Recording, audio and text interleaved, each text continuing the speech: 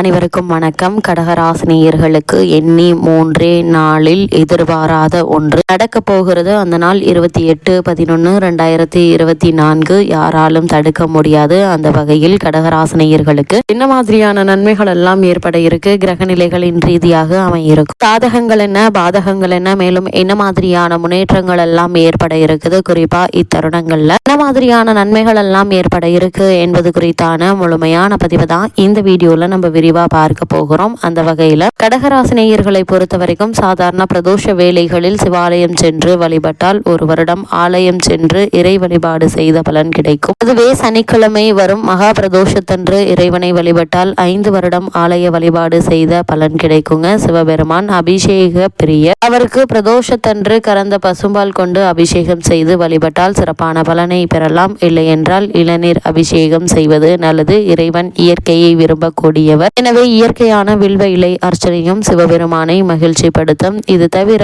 தும்பைப்பூ மாலை அணிவித்து பிரதோஷம் அன்று சிவனை வழிபட்டால் சகல தோஷங்களும் விலகும். பிரதோஷ தினத்தில் அதிகாலையில் நீராடி திருநீரணிந்து சிவநாமம் ஆன நமச்சிவாயா ஓதி உபவாசம் இருக்க வேண்டும். அன்று காலை முதல் பிரதோஷம் முடியும் வரை உணவை தவிர்த்து பிரதோஷ தரிசனம் முடிந்து பிரசாதம் உண்டு விரதம் முடிக்க வேண்டும். பின்னர் இரவு உணவு சாப்பிடலாம். இப்படி 11 பிரதோஷங்கள் விரதமிருந்து சிவனை வழிபட்டால் சிவன் அருள் கிடைக்கும். அது மட்டுமில்லாமல் பிரதோஷ காலம் என்பது சூரியன் அஸ்தமனத்திற்கு முன் 3.25 நாளிகையும் சூரிய அஸ்தமனத்திற்கு பின் 3.25 நாளிகையும் ஆகும். ஒரு நாளிகை என்பது 24 நிமிடங்கள். 1 மணிக்கு 2.5 நாளிகைகள் ஆக சராசரியாக மாலை 4 மணியில் இருந்து இரவு 7:30 மணி வரை பிரதோஷ காலம் உண்டு. சௌகரியத்திற்காக மாலை 4:30 முதல் 6 மணி வரை என சொல்லப்படுகிறது. பிரதோஷ விரதம் மேற்கொண்டால் திருமணம் கைகூடும், பிள்ளை பாக்கியம் கிடைக்கும், வறுமை விலகும், நோய்கள் நீங்கும், சகல காரியங்களிலும் வெற்றி கிடைக்கும், சகல சௌபாக்கியங்களையும் தரக்கூடிய பிரதோஷ விரதமாகும். இந்த பிரதோஷம் என்றால் பாவத்தை தொலைத்துக் கொள்ளும் வழிபாடாகும். பிரதோஷ காலத்தில் சிவபெருமான் ஆலகால விஷத்தை குடித்து உலகத்தை காத்தருளினார். விரதமிருந்து வழிபாட்டால் சகல பாவங்களும் நீங்கி புண்ணியங்கள் சேரும், முக்தி கிடைக்கும். அது மட்டும் இல்லாமல் பிரதோஷம் அப்படின்னா என்ன என்று பார்க்கும்போது, பிரதோஷம் என்றால் பாவத்தை தொலைத்து கொள்ளும் வழிபாடாகும். அதாவது பிரதி கூட்டல் தோஷம்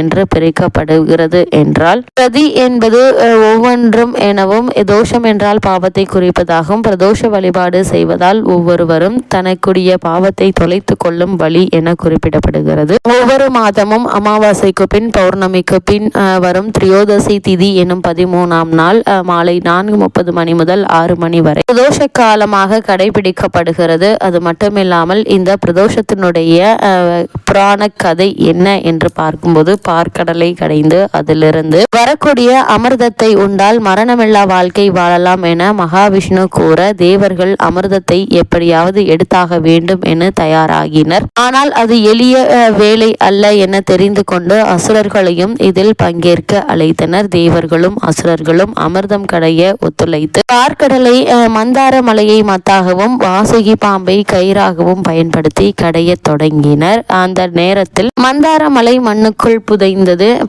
உடனே மகாவிஷ்ணு ஆமையாக, அதாவது கூர்ம அவதாரம் எடுத்து அந்த மலையை தாங்கினார். தொடர்ந்து நீண்ட காலம் பார்க்கடலை கடைந்ததால் வாசுகி பாம்பு வலி தாங்க முடியாமல் விஷத்தை கக்கியது. அந்த ஆழகால விஷம் உலகில் பரவி மக்களுக்கு எந்த ஒரு தீங்கும் ஏற்பட்டுவிடக் கூடாது என்பதற்காக சிவபெருமான் அந்த ஆழகால விஷத்தை உண்டு இந்த அகிலத்தை காத்தருளினார். அதன் பின்னரே அமிர்தம் கிடைத்தது. அது மட்டும் இல்லாமல் மற்ற நாட்களில் வரக்கூடிய பிரதோஷ நாளில் விரதம் இருந்து வழிபாடு செய்வதை விட சனிக்கிழமைகளில் வரக்கூடிய சனி பிரதோஷ விரதம் மேற்கொண்டார் 1000 மடங்கு கூடுதல் பலம் கிடைக்கும் என்பது ஆன்மீக நம்பிக்கை. அது மட்டும் இல்லாமல் சிவபெருமான் ஆழகால விஷத்தை உண்ண நாள் தான் இந்த திரியோதசி திதி. அது ஒரு சனிக்கிழமை. இதனால் மாதந்தோறும் 2 முறை வரக்கூடிய திரியோதசி திதியில் பிரதோஷமாக சிவபெருமானை நந்தி மூலமாக வணங்குகிறோம். அதனால் தான் சனிக்கிழமைகளில் வரும் பிரதோஷம் சனி பிரதோஷமாக மிக விசேஷமாக கொண்டாடப்படுகிறது. அது மட்டும் இல்லாமல் இந்த பிரதோஷத்தை நாம் மேற்கொள்வதன் மூலமாக இந்திரனுக்கு நிகரான செல்வங்களும் செல்வாக்கும் கிடைக்கும். அன்றைய தினம் சிவபெருமானை வணங்கி தான தர்மங்கள் செய்து வர அளவற்ற பலன்கள் கிடைக்கும். எல்லாவற்றிற்கும் மேலாக இறைவனின் திருவடியில் இடம் கிடைக்கும் வகையில் முக்தி கொடுக்கும் வல்லமை உள்ளது என புராணங்கள் கூறுகின்றன. இதனால் வாழ்வில் பல துன்பங்கள் நீங்கி எதிர்பாராத பல நன்மைகள் நம்முடைய வாழ்வில் ஏற்படும் என்பது குறிப்பிடப்படுது.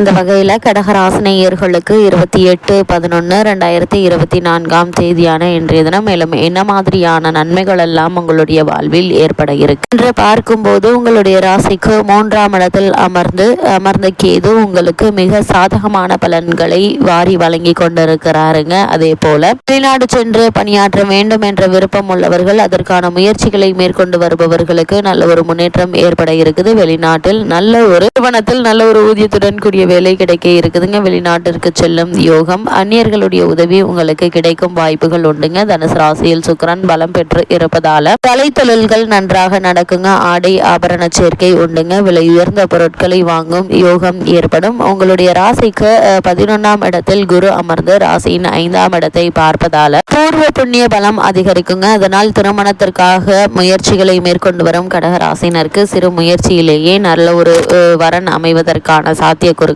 அதிகம் இருக்குதுங்க. அதே போல புத்திர பாக்கியத்திற்காக இயங்கிக் கொண்டிருப்பவர்களுக்கும் புத்திர பாக்கிய யோகம் கிடைக்க இருக்குதுங்க. என்னதான் இருந்தாலும் பல நன்மைகள் ஏற்பட்டாலும் கூட உங்களுடைய அஷ்டமாதிபதியான சனி பகவான் பலம் பெற்று இருப்பதால சிறு சிறு தடங்கல்கள் தாமதங்கள் ஏற்படுவதற்கான வாய்ப்புகள் இருக்கு. அதனால் வெளிநாடு முயற்சிகள்ல இடைத்தரகர்களை நம்ப வேண்டாம் என்பதை கிரக நிலைகள் அறிவுறுத்துதுங்க. அதே போல் திருமண சம்பந்தமான முயற்சிகள்ல வரனை பற்றி தீர விசாரித்து ஆராய்ந்து அதற்கு பிறகு அதற்கான முயற்சிகளை மேற்கொள்வது மிக மிக நல்லது என்பதை கிரகங்களுடைய சஞ்சார நிலைகள் மீண்டும் மீண்டும் உங்களுக்கு அறிவுறுத்துது. கடகராசினியர்களை பொறுத்த வரைக்கும் இத்தருணங்கள்ல உங்களுடைய ராசிக்கு 3ஆம் இடத்தை குரு பார்ப்பதால் எதையும் தெளிவோடு சிந்திப்பீங்க. அந்த முயற்சிகள்ல உங்களுக்கு வெற்றியும் கிடைக்க இருக்குதுங்க. திருமணம் மற்றும் சுப நிகழ்ச்சிகள் நடப்பதற்கான வாய்ப்புகள் அதிகம் உண்டு என்பதை கிரகங்களுடைய சஞ்சார நிலைகள் மீண்டும் மீண்டும் அறிவுறுத்தது. இவ்வளவு நாட்களாக தடைபட்டு வந்த பல காரியங்கள் நல்லபடியாக நடந்தேற இருக்குதுங்க. நீங்கள் முயற்சித்த பல முன்னேற்றங்கள் கிடைக்க இருக்குது. தொழில் மற்றும் வியாபார ரீதியான முன்னேற்றங்களும் ஒன்றன் பின் ஒன்றாக நிகழக்கூடிய ஒரு தருணமாக தான் இந்த காலகட்டம் அமைஞ்சிருக்குதுங்க. இருந்தாலும்